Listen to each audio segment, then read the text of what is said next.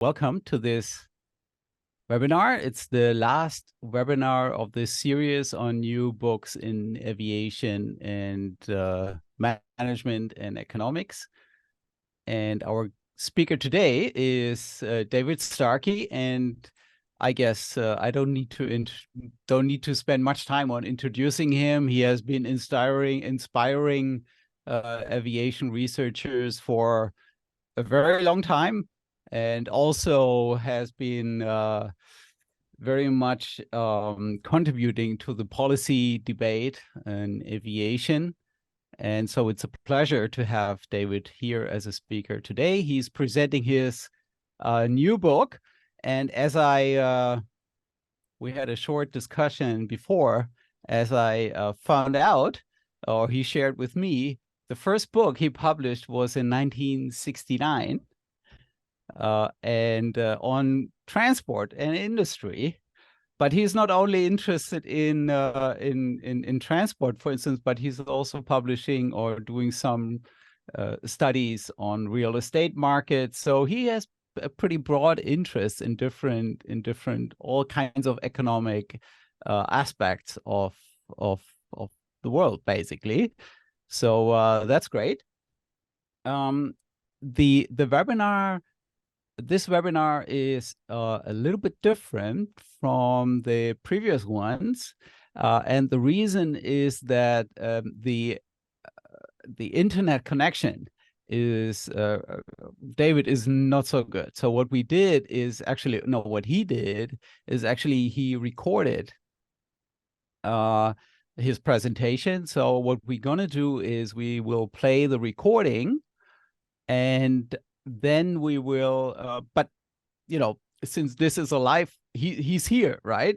So we will play the recording while he's here. So if you have, for instance, a question, we will be following the chat, and then we can have a short break in the video and have some discussion for clarification. But we will also have the video is around 45 minutes, so we will have around 15 minutes, or depends on how much how long the discussion will take. We can also talk for longer, but a minimum of 15 minutes for Q&A. All right, so David, I think how about we start with the I share screen, and we start with the recording? Yep. Okay, good. Thank you. Delighted to be here. Thank you for the invitation. Wonderful. All right, so let me share screen. My book, Airport Enterprises, which you can see over my left shoulder, emphasizes, as the title suggests, a more commercial, privatized airport industry.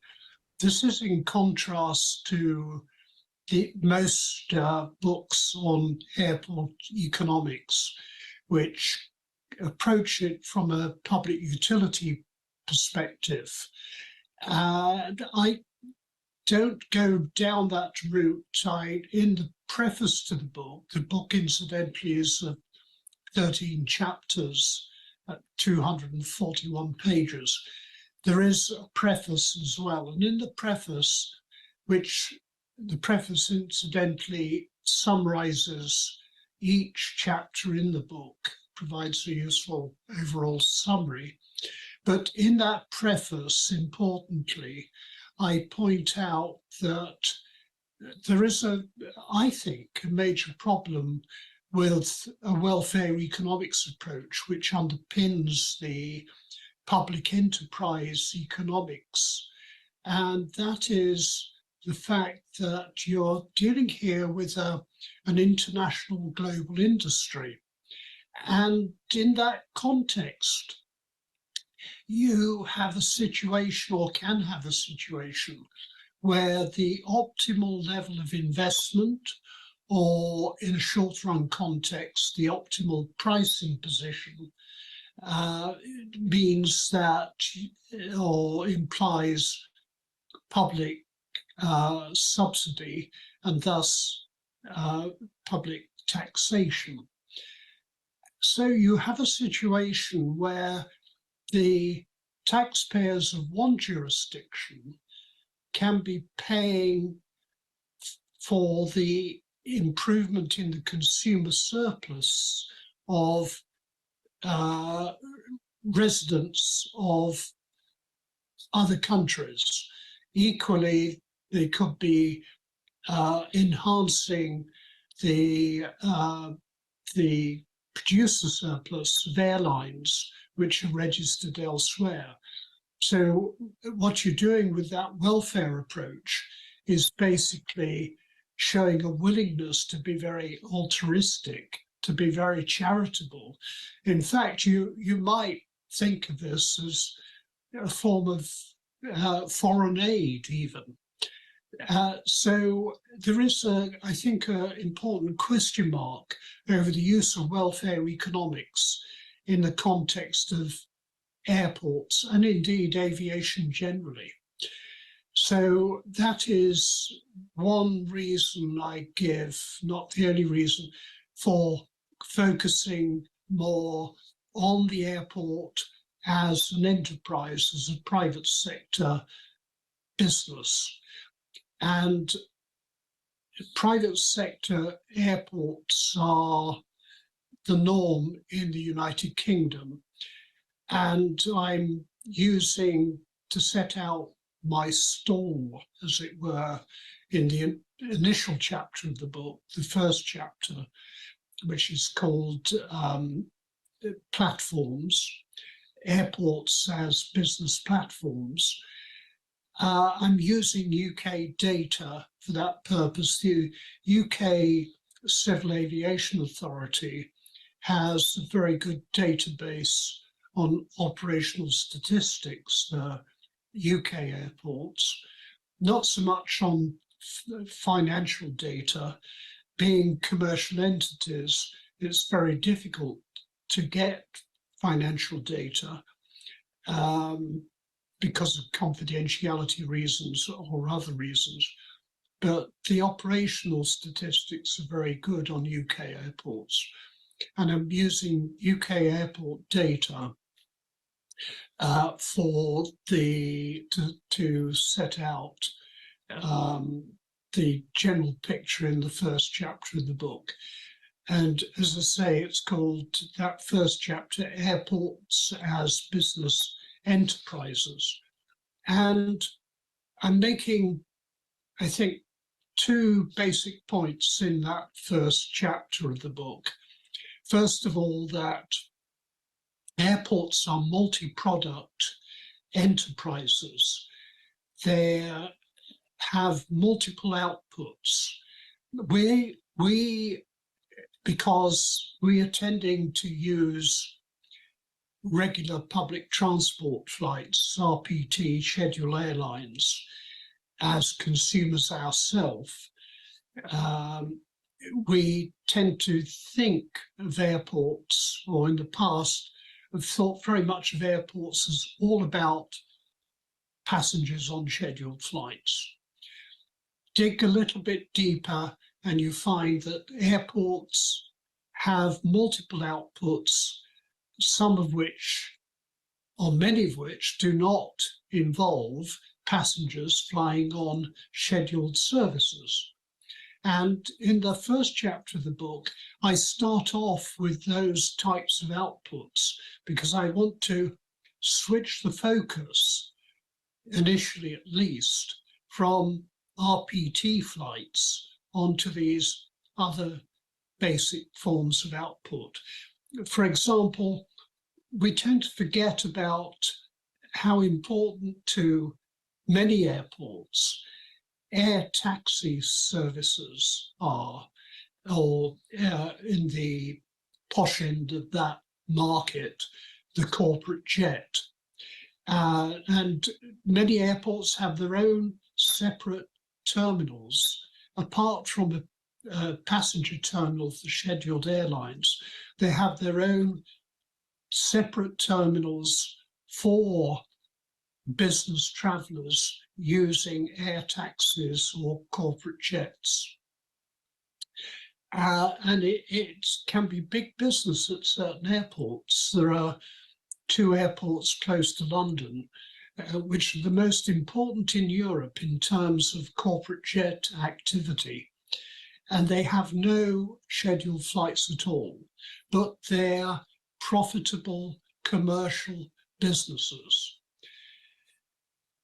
In addition, you've got airports, some airports specialize in flight training, have flight training schools.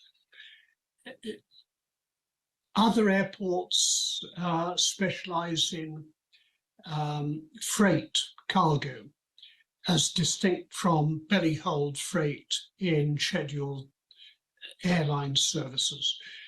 They specialize on cargo handling. And also, some airports specialize as mail hubs. There are a couple of UK airports, for example, that have post office sorting officers actually based on the airfield estate. And from those airports, mail flights go off to elsewhere in the United Kingdom. All these other types of activity, the corporate jets, the air taxis, the flight training, the cargo flights, they're bringing in revenue to the airport business. And we often forget about that. Other activities that are important is aircraft maintenance. Some airports, like, for example, here, Cardiff Airport in South Wales is a major maintenance base for the British Airways fleet and has been for some time. Private club flying is the mainstay of many smaller airports, but private club flying also takes place at quite largish RPT airports as well. And then there's a whole miscellaneous mixed bag of activities, from government agencies using airports like EAC rescue bases at certain airports, particularly in the UK, because we have a long coastline and a lot of economic activity taking place off that coastline. So we have quite a number of coastal airports that are bases for search and rescue flights, or mostly helicopters, of course. There's other government agencies, Customs and Excise use the airports, and military activity as well. In fact, certain airports have military enclaves, not so much in the United Kingdom, but certainly elsewhere in the world. On the continent, for example, Bordeaux Airport has a military enclave. And the point being that in addition, obviously, to RPT activity, it's all a producer of revenues. Airports are complex, diverse businesses in the sense that the core firm, core management, contracts out a lot of functions and activities. The core management of the airport engages a lot of independent suppliers to provide its services to the aviation industry. And the scale of this is huge. For example, Gatwick Airport, which is the largest single runway airport in the world, largest in terms of throughput, movements off its runway, has no less than 640, or at the least at the time I made the inquiry, which was 2 or 3 years ago now, no less than 640 independent businesses operating off the airport estate. Another small airport near London that has 70 independent businesses. And there's an interesting statistic that I came across latterly in Barry Humphrey's excellent book.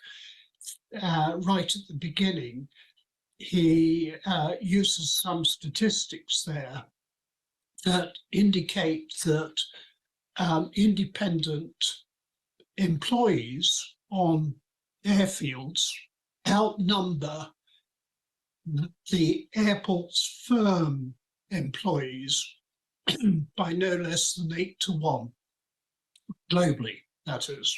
And that gives you an idea, some idea of the complexity that we tend to forget about the airport industry. And it makes me wonder about the studies done on the productivity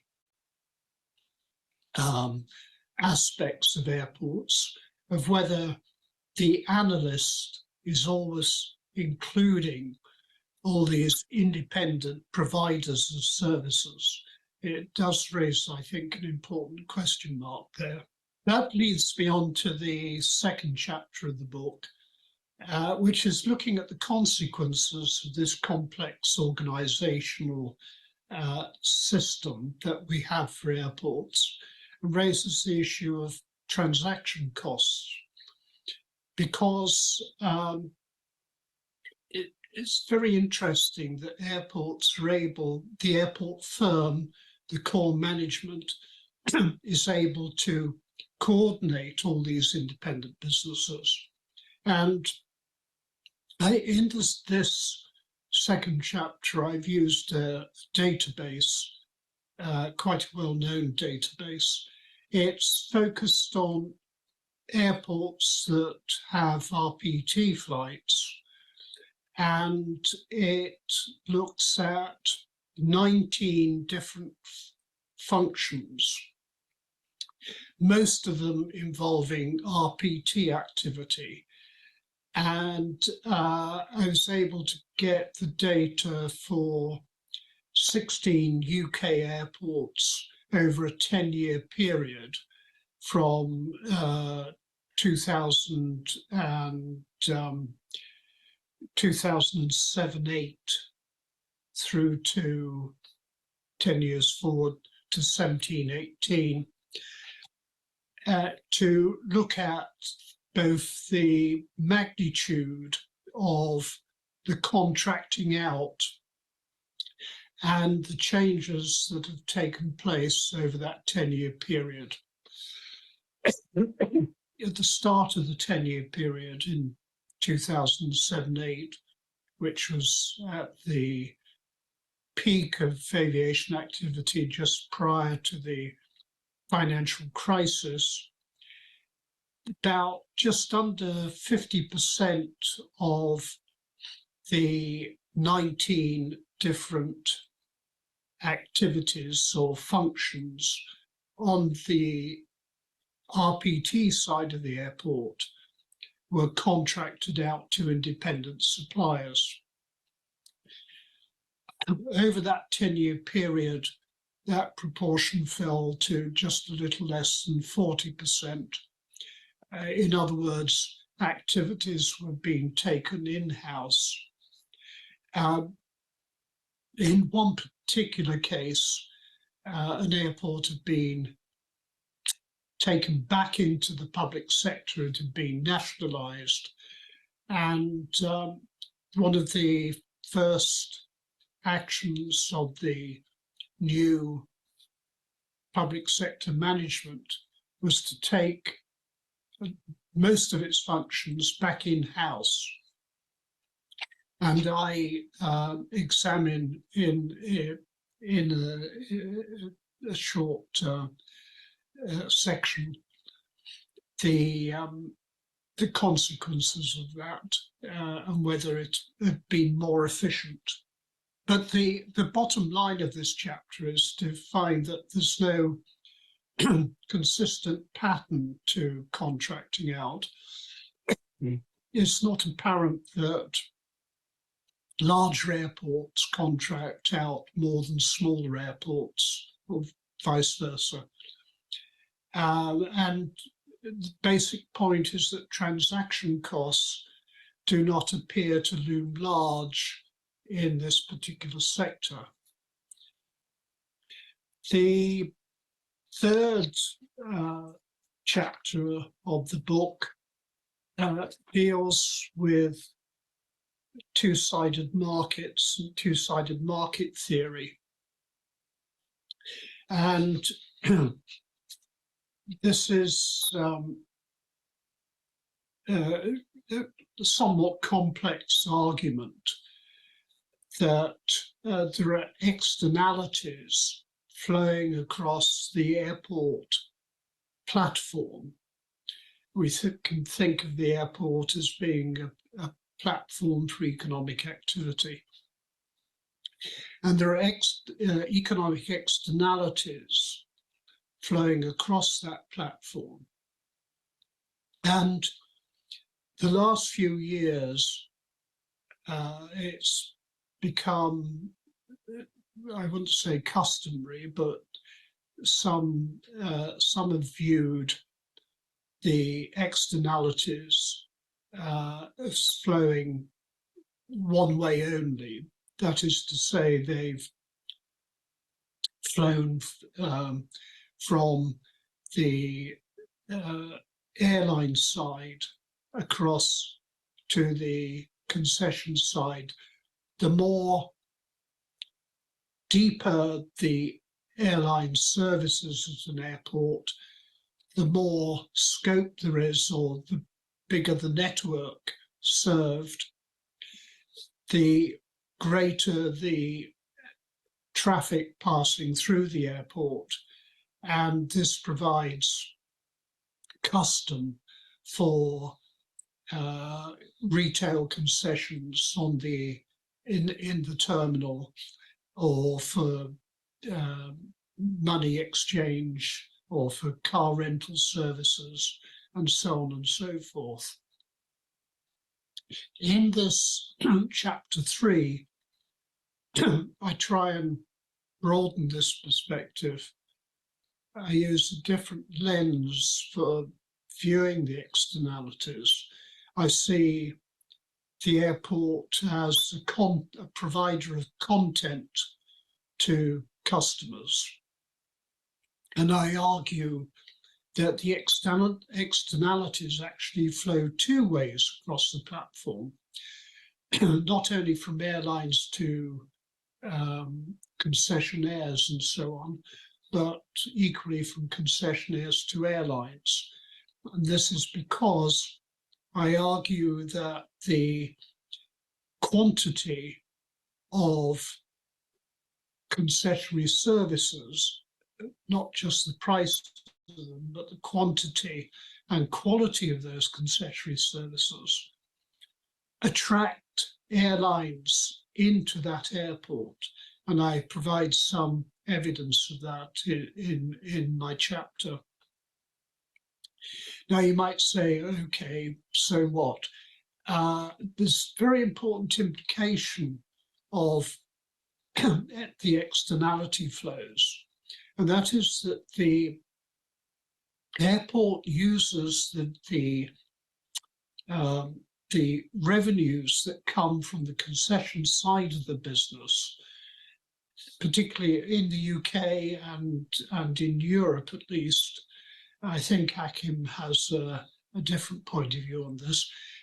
They can use those concession revenues to subsidize, or reduce rather, the aeronautical charges. And they're really looking to adjust prices across the platform and reduce prices in the most price elastic sector of their market. And generally this is the air passenger side, the airline side, through charges, aeronautical charges. And you could theoretically have a situation where not only are aeronautical charges reduced to down to zero, but even you could have a negative charge in theory. Now, the importance of this becomes apparent when you consider competition matters and competition legislation,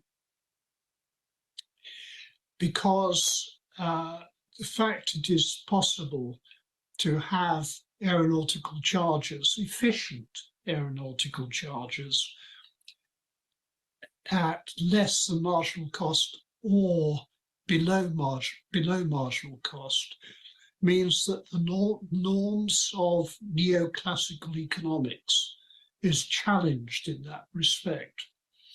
And this does have important implications for the usual application of competition law.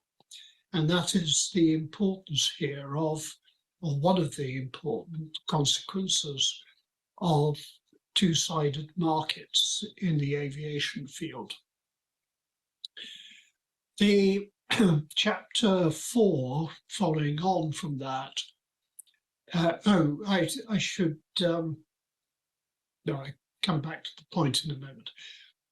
Chapter 4 looks at how regulators in Australia and the UK have taken on board or not taken on board two-sided market thinking in their approach to price regulation of airports. And I find in the United Kingdom, the Civil Aviation Authority regulating the airports has not taken on this two-sided approach on board at all.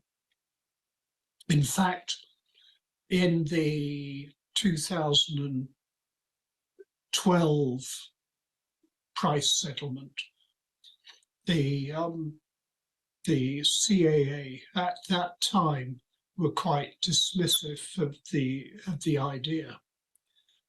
Turning to Australia, Australia is quite interesting there because Australia's gone through 4 different reviews of its price capping of airports, whether it should have price capping, starting in 2002. And the 2002 inquiry was very interesting. It led to the deregulation, in a way, of Australia's airports. Most of them, Sydney was an exception.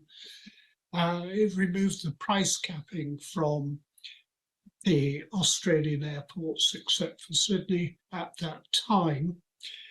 And the justification of the inquiry, which was carried out by the Productivity Commission, Australian Productivity Commission, is that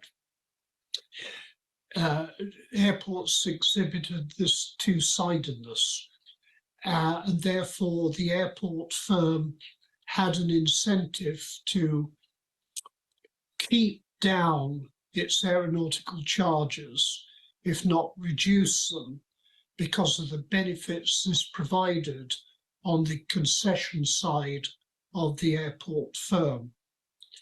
And it was a very important factor in the removal of price caps at most Australian airports.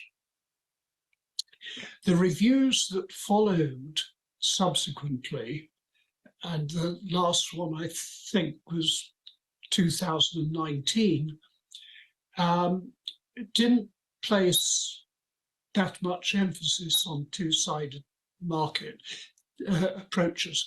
They kept the new regime that was in place, which was basically price monitoring, but they didn't place emphasis in their inquiry results on two-sidedness. They tended to focus on the countervailing power of airlines, or in one particular inquiry argued that aeronautical charges were quite small and relatively insignificant in the cost base of airlines, and therefore didn't justify complex, often complex, price capping with all that it entails. So to summarize that, it was really the 2002 Australian inquiry that got rid of the price caps that really did embrace that two-sided market thinking that's set out in that chapter.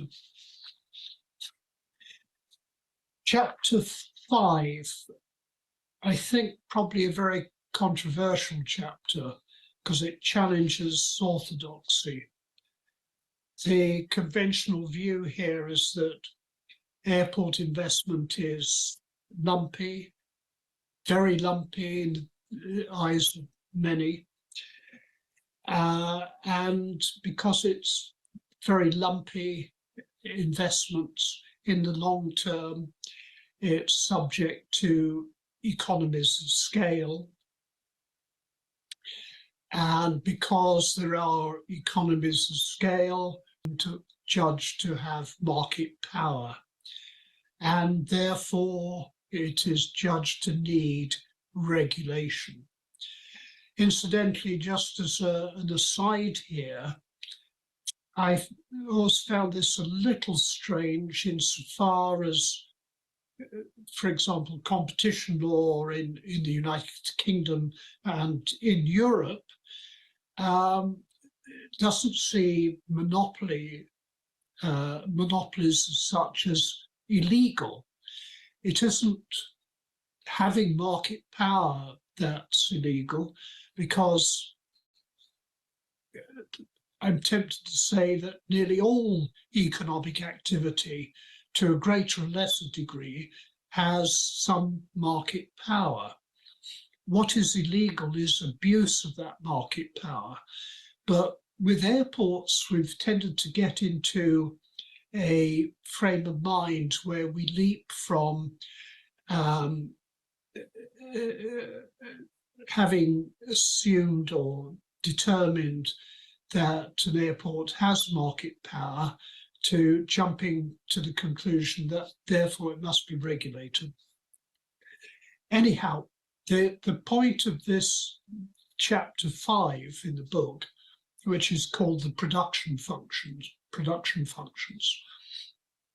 is to challenge the lumpiness argument. I point out that airport investment infrastructure can be provided in small pieces, small bits, small chunks. You don't need to have huge lumpy investment.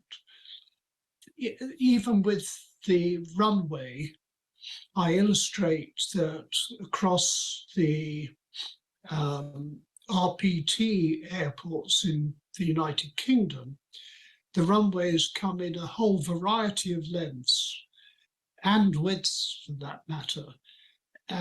And you can squeeze a lot of capacity out of a runway by incremental investment in rapid taxi exits, or by improving the layout of the taxiways and in other ways. In fact, Heathrow Airport added in the 2000 and in the 1990s, particularly through into the 2000s, nearly 100,000 movements to its capacity by small incremental changes of its runway systems and ATC systems.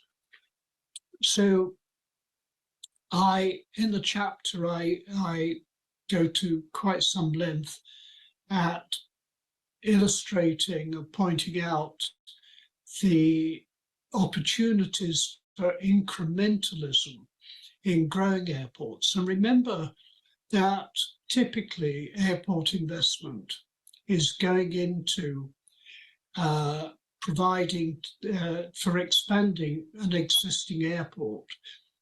Totally greenfield airports in Europe, at least, not unknown. We've had Athens, for example, is a relatively recent example of a greenfield development. But most airports the investment in the airport infrastructure in Europe goes into an existing airport and into a brownfield site, in other words, and pointing out that adding on a brownfield site can be expensive because there are all the time changes in health and safety regulations, changes in environmental rules, changes in labor conditions and so on. And it can be therefore expensive to add investment to an airport, which to my mind does raise a question about the economies of scale argument. But there's another important aspect here that is totally overlooked. The economies of scale argument is dealing with the internal costs of the firm, but overlooked the external costs which are imposed at different, if you have airports of different sizes, the external costs imposed on the airport's customers, on its users. And for example, with the passenger, as the airports get larger, they have to try and maintain centrality of function. They got to tie in all the aspects of the airport over a larger and larger spread across the estate. And this can lead to expensive technologies to tie it all together. But more importantly, as I spend a few pages in the book pointing out, there are external costs imposed on the passenger because of the hassle factor of using large airports. You have to walk much further, to even to check-in points, or especially to gates. And if you were doing a public enterprise approach and welfare economics, then you should take into account the disbenefits of, or disutility imposed on the passenger of having to walk further and all the other inconveniences of using very large airports.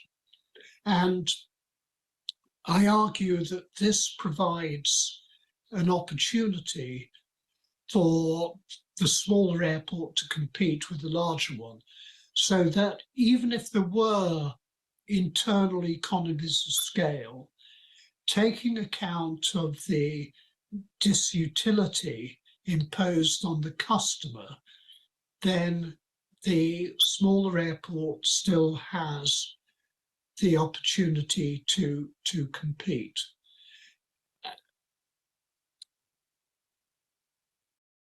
Just before moving on to summarize the next chapter, I mentioned that this chapter 5 has a brief annex on benchmarking.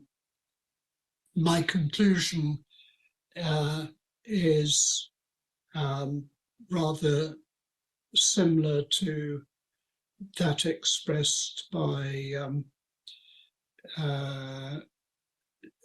somebody a couple of presentations ago, that I'm very skeptical of the ability to use benchmarking in any meaningful sense at all.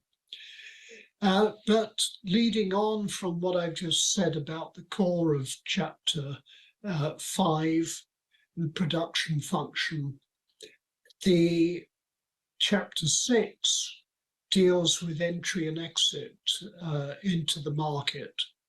And what I'm stressing here is that airports come and go, small airports at least come and go, in terms of providing passenger services. But when they exit that particular market, the passenger scheduled airline passenger services, they, as a rule, do not close down completely, far from it. There are all the other activities I mentioned at the beginning of this talk that are still in play. And I think it's important to recognize that you can have this potential entry into different markets from airports that are existing and already providing services in some subsector of that market. Again, airports are not just about passenger flights on scheduled services or passengers using scheduled services. And that's important message of that chapter 6, together with the pointing out that at the tail end of contestability theory's development in the 1980s by William Beaumont and his colleagues, they latterly pointed out that you could avoid the sunk cost conundrum by striking contracts with potential entrants. So, for example, an airport that needed to invest in a terminal to provide RPT services could strike a long-term deal with an airline that provided them with the comfort and security of being able to invest in that terminal. And that ability to strike contracts is a way of getting around the problem that sunk cost deter entry in competitive markets. So that leads me on to the final chapter that I'm going to talk about today, and that is pricing. I outline the history of aeronautical charges at airports, which I call menu prices, because the tradition has been to present the airlines with a charging schedule for the use of various services, providing them with a menu which they pick and choose from. Obviously, some elements of the menu are, if you like, almost obligatory. But that is the traditional approach. But I go on to point out that there has been this important shift, and it's been going on for a long time, actually, even before the low-cost airlines, important shift to striking deals and striking into contracts with individual airlines that often provide discounted prices. And because of that, there is an important consequence for researchers in this area, because there's been a tendency to use menu prices, looking at menu prices and tracing out the change in menu prices over time to see whether aeronautical charges have been going up, going down, usually up, and to what extent they've been going up, and whether regulation has been working or not working, and so on. But with this new development, which has been in place for certainly a quarter of a century now, because of striking of these deals, which are nearly always confidential, you don't really know, you can't take the menu prices, the listed prices, as a true indication of what is going on with aeronautical charges. And I used some data I was provided with by Anne Graham for Glasgow Airport, which showed the yield per passenger, aeronautical charges yield per passenger, was decreasing whilst all the menu prices were going up. So you have to be very careful interpreting aeronautical charges and what this might mean in terms of policy regulation generally. Well, I think at that point I'll stop talking and turn things over to you. So if anyone has a question, I'm sure there must be, because I see the list of participants and I know they must have questions, many questions. So please feel free to unmute and ask your questions. Maybe Nicole, Andrew, Amadeo, a very prominent list of participants do we have here. Hans Martin, do you want to ask the first question? Yes, please. I think, well, it's not a question, it's a kind of remark. First of all, I think, David, your book contrasts really with the one of Cajal, Peter, and myself. So I hope that in the near future, we will all meet together, perhaps at a small island, Helgoland, David, you know it, and we can sort out or discuss all this difference in detail. I think it would be really good. So I think a lot of these questions, for instance, let's say the question of the cost function, natural monopoly and all that, that's an empirical question. And I share many of your skeptical questions. But I'm reviewing the literature, I conclude on the other side. So that's something we need to discuss. Yeah. And I think then also with entry and exit, that's also an empirical question.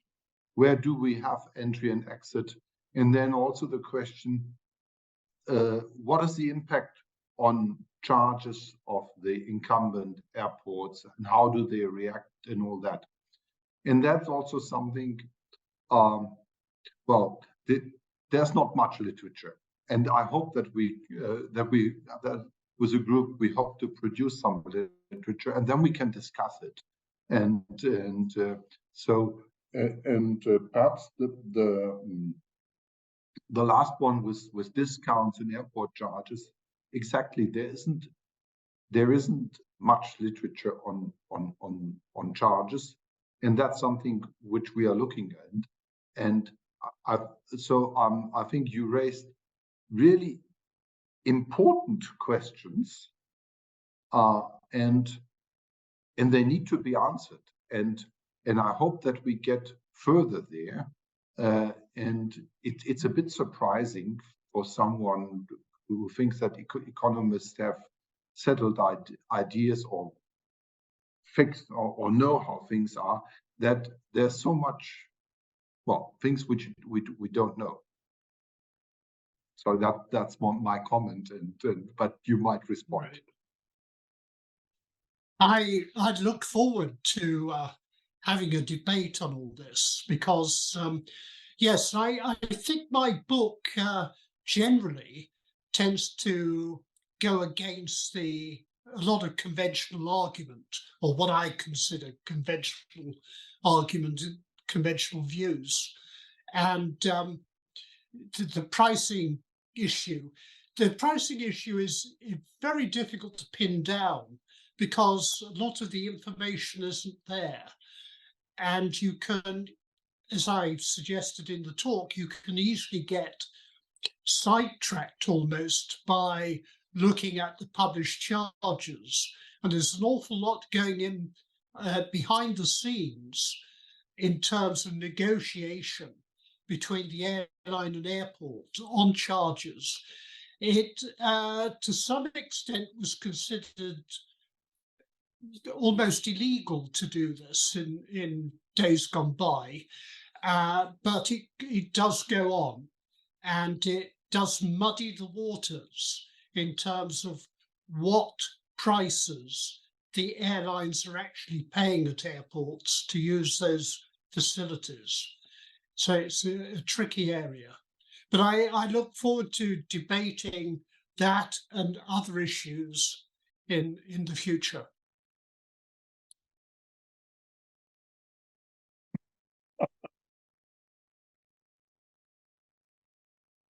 Great. Milan, you have a question?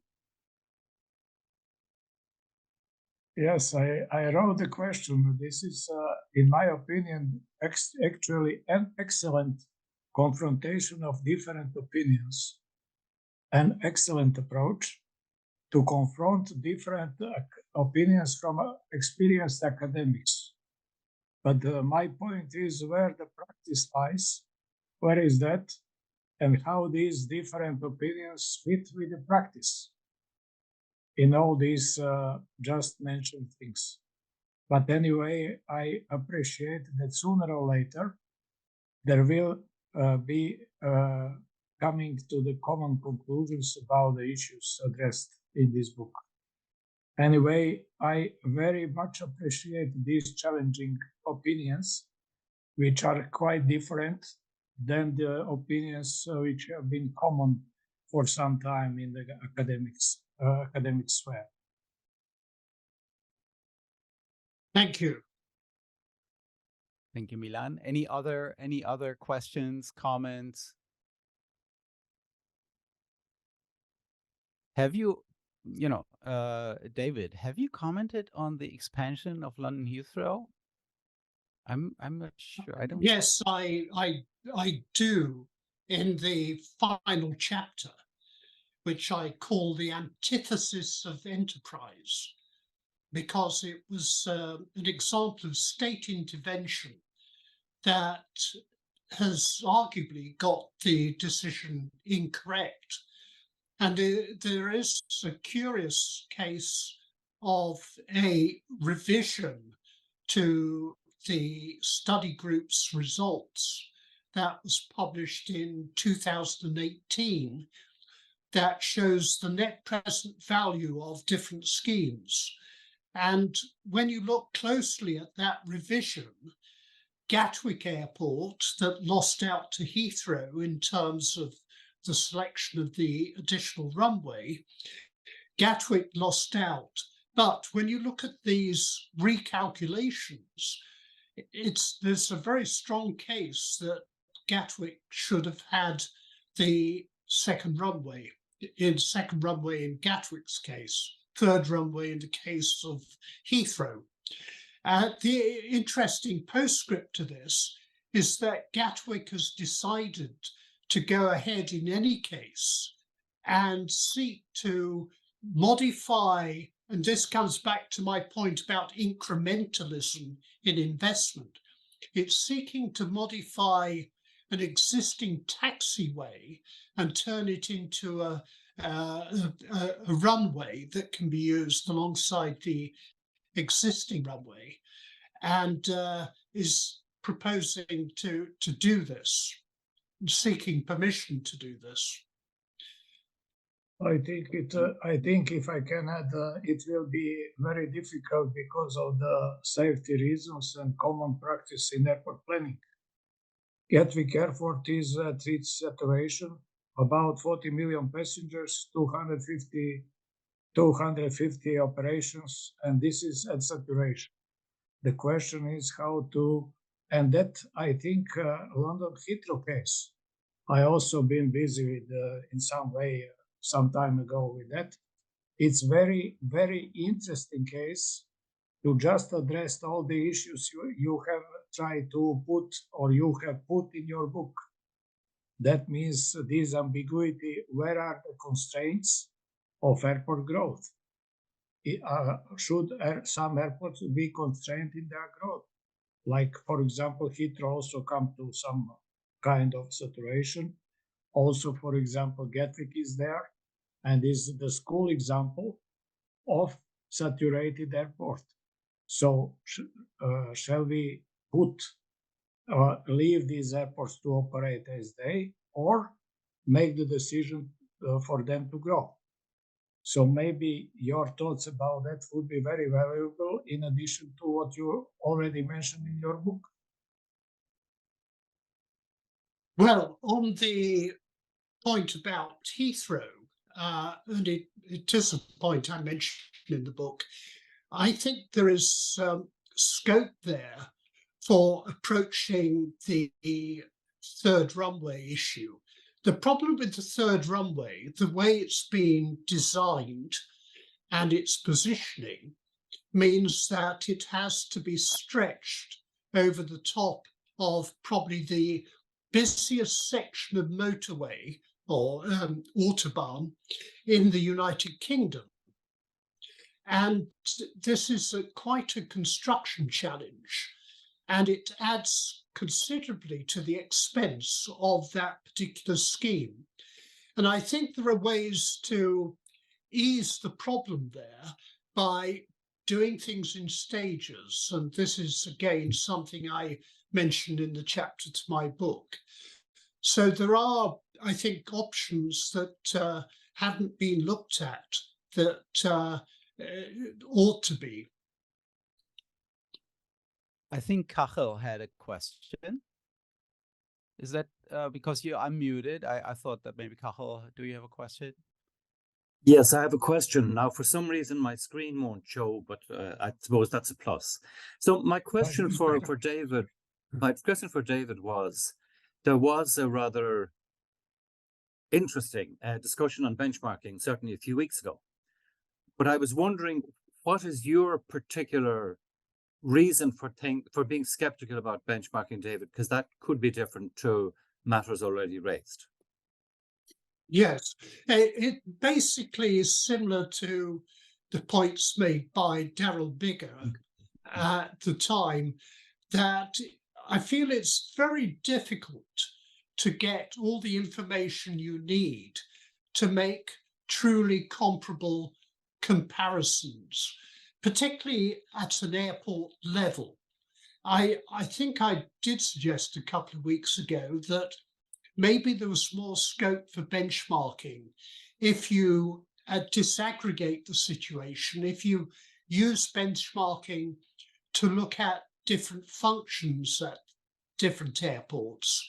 And if you can narrow it down in that way, for example, looking at different airport performances with respect to handling of hold baggage handling, something like that.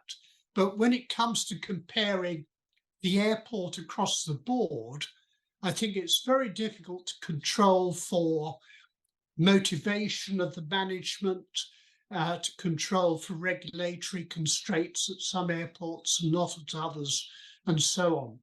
And very difficult to get the relevant data. I was looking at Nicole, whether she was here, but I think now she is not here. But I can imagine what she would be saying. And this is that one of the things, perhaps, I guess, in a much better way than I'm doing it right now, that it's better than nothing. So you do something and you learn something that you can then use to make better decisions. The decisions are still not optimal, of course, because there are some difficulties, as you highlight, and also Daryl highlighted, with the methodology. But being aware of those limitations, you can use those the insights in order to sort of at least get approximately closer to what the best decisions would be. I think Daryl confronted that question at the time and suggested that it could lead to you coming up to the forming the wrong conclusion, I think was his response on that. Barry, did you, I think you unmuted shortly, and I guess you have a question. Well, not a question, but we're running out of time, I think. So I'd just like to thank David for his presentation. Excellent. I've actually started reading his book, but I haven't finished it. But if I might end it on a rather facetious comment, the discussion about Heathrow strikes me as supportive of one of my pet arguments, namely that economists should be kept well away from any debate about airport expansion, because they will never agree. I mean, but by definition, economists won't agree.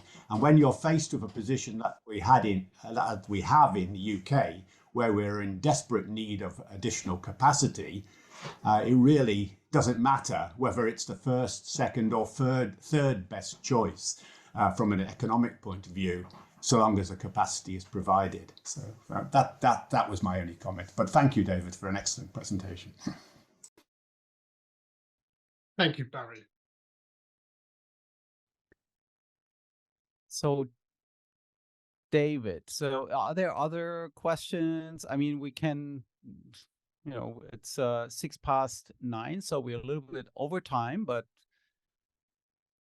doesn't matter to me really.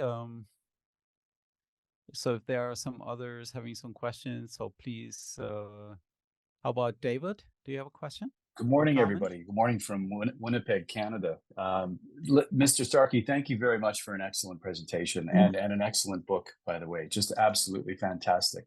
I wonder if you had any thoughts on the regulatory regime in New Zealand. In other words, in your view, has the information disclosure regulatory approach worked there, having been through numerous rounds in the past couple of decades, or over a decade? New Zealand, I ought to be on top of, because I worked in New Zealand at one stage on airport issues, and I was lead expert witness in the New Zealand High Court, and I was supported in that hearing by quite a well-known economist, aviation economist. Anyhow, to get to your point, New Zealand is difficult case because of its geography. Its airports are more singular than we find in Europe. In Europe, in the UK, and in Germany and France, the landscape is littered with airports, partly because of our military history, of course. If we take Wellington by way of located in a mountainous area, and it's very difficult to construct or have other airports close by. So New Zealand's airport structure is not very encouraging in terms of competition, I suppose. I don't know if that answers David's question, but no, thank you. I appreciate that. Thank you, Mr. Starkie. Thank you.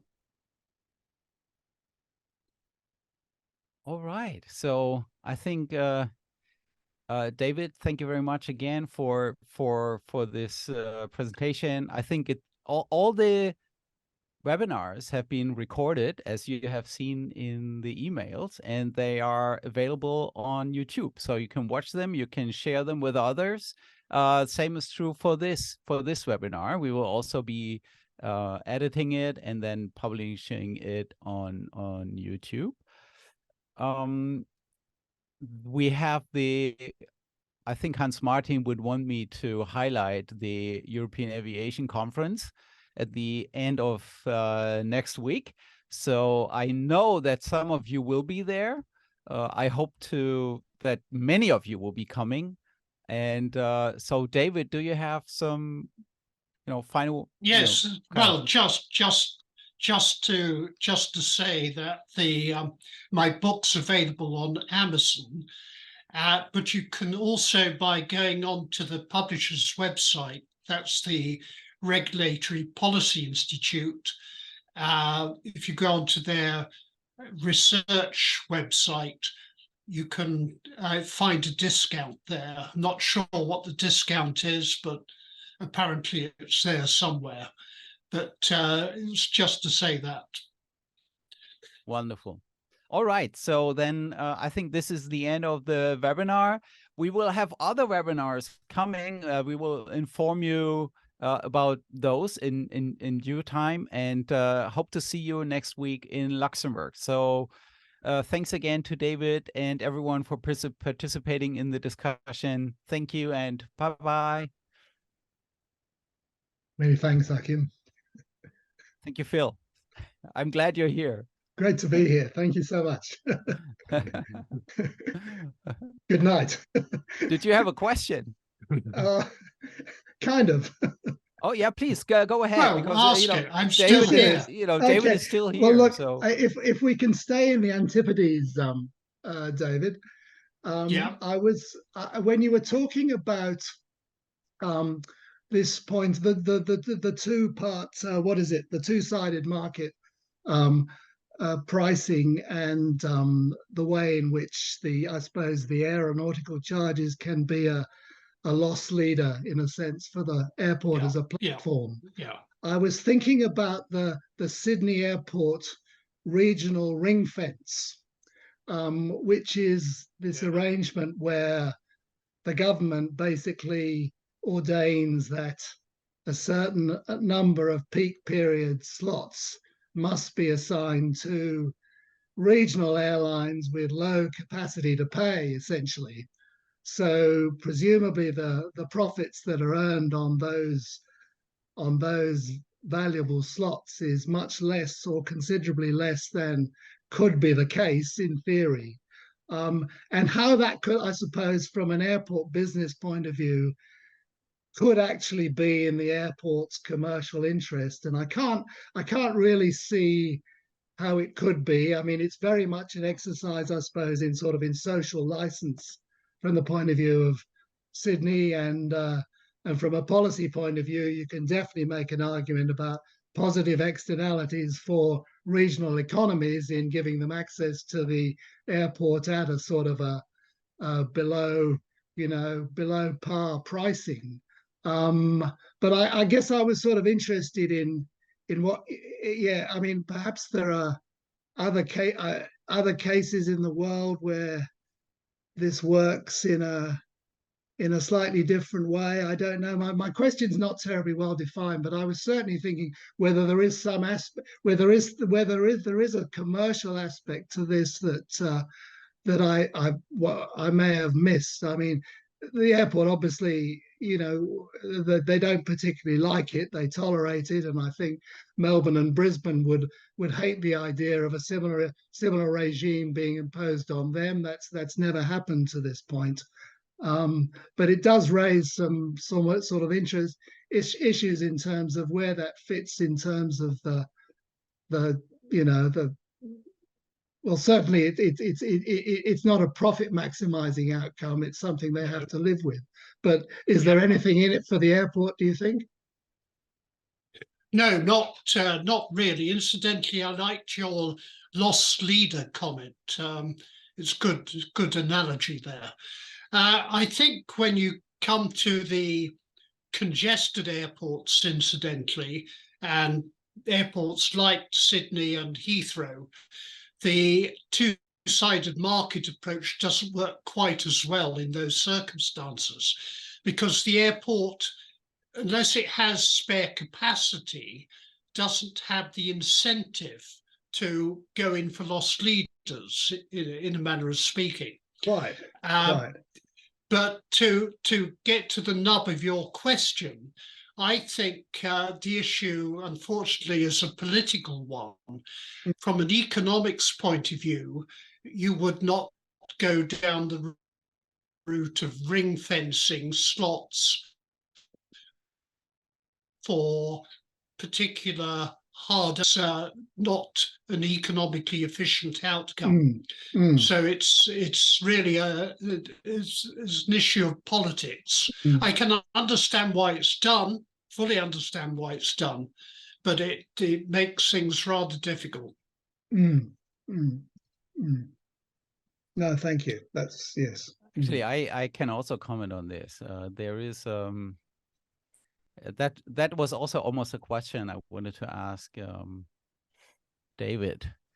I was just recently thinking, many of those regions, such as London, I don't think Sydney. I think Sydney, they have only one airport. Are they building another one, a second one? Is that? Oh yes, very much so.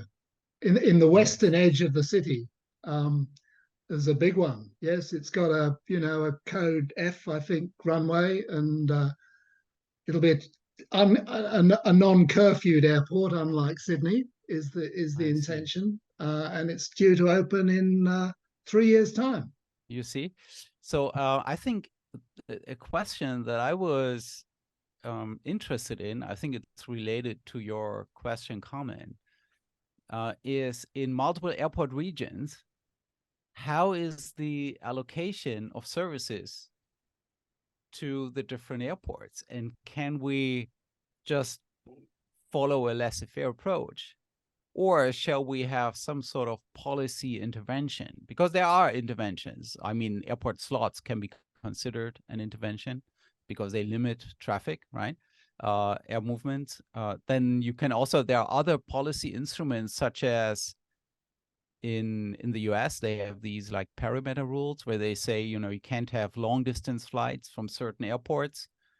Then there are other possibilities, such as, in some places you say, in Japan, for instance, there's some discussion that some airports can have international traffic, whereas others are not supposed to have international traffic. Then there are even some discussions about China when they had the big airport in Beijing, the new Daiqing, I think it's called, airport, where there was some discussion about, that airlines have to choose either serving one airport or the other, but they were not perhaps supposed to do both. So what I'm trying to get at is that there are many ways in which politicians or policies could kind of try to control the passenger movements at different airports. And I did some study. I was kind of interested in this because I thought maybe better not. But there is actually, if you just think about different it's easy to come up with a scenario in which a laissez-faire approach, in which you just let market participants choose on their own, would kind of fail, would lead to some aspect that would not only fail in a very specific sense, fail in the sense that not only the total number of passengers would be too high or too low, right? With market power, airline market power, we would be thinking that perhaps passenger numbers would be too low. If there is a lot of congestion, we would think that perhaps passenger numbers are too high. So there's the total number of passengers, but also the allocation of a given number of passengers to different airports. Then that can also be go quite wrong and can actually lead to some very substantial welfare losses.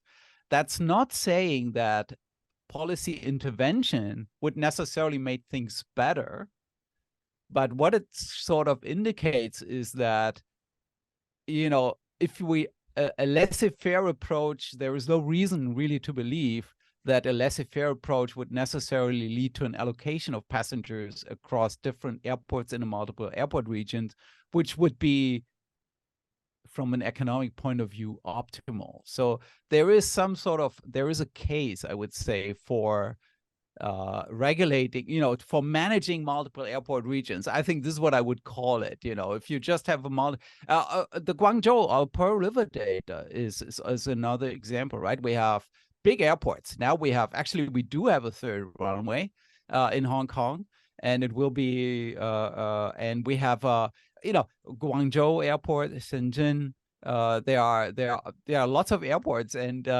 it's a very big place, the Pearl River Delta. It's like bigger in terms of population than the UK. So it's just huge, and they are the airports are huge. So there are several London Heathrows here. Let's put it this way.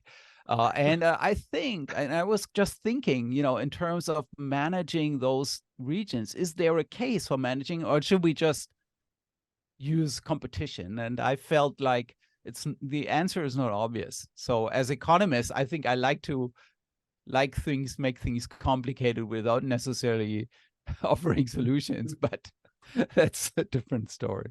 What do you think, David? I'm inclined to agree with you. I think rather than the case for intervention, there's a case for more research here. And I would like to see studies done from an economic perspective in terms of what we call in the United Kingdom, incidentally, traffic distribution rules, TDRs. And they exist here. Heathrow is subject to TDRs. What kind of TDRs? At Heathrow, the TDRs are that, for example, all freighter aircraft cannot. There was a cutoff date. I forget exactly when it was. It was many years ago. And after that date, aircraft such as pure freighter cargo aircraft could no longer come into Heathrow.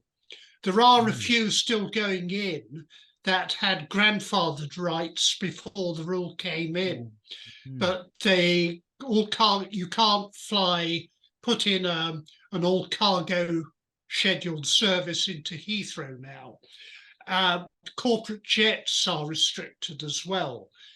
But of course, in the Heathrow case, there is a corporate jet airfield just down the road at Northolt, which during the 1950s, when Heathrow was still being fully developed, was the airport for London.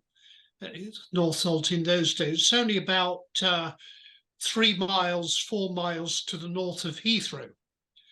But the point being, yes, you can't. There are certain restrictions on entry into Heathrow by non-RPT aircraft. No, interesting. So corporate jets and cargo. So these are some other examples. This is a good point. Good point. Yeah. Wonderful. Okay. So thank you, Phil, for raising thank you. this point. Thank you, David. Thank you, Achim. Thank you. All right. So I Thank you. think All the then I best. will close the session. Yeah. I'll say good night again. Cheerio. Thanks, Thank Phil. you. Thank you. Thanks, Bye. Dave. Bye-bye. Okay. Bye-bye.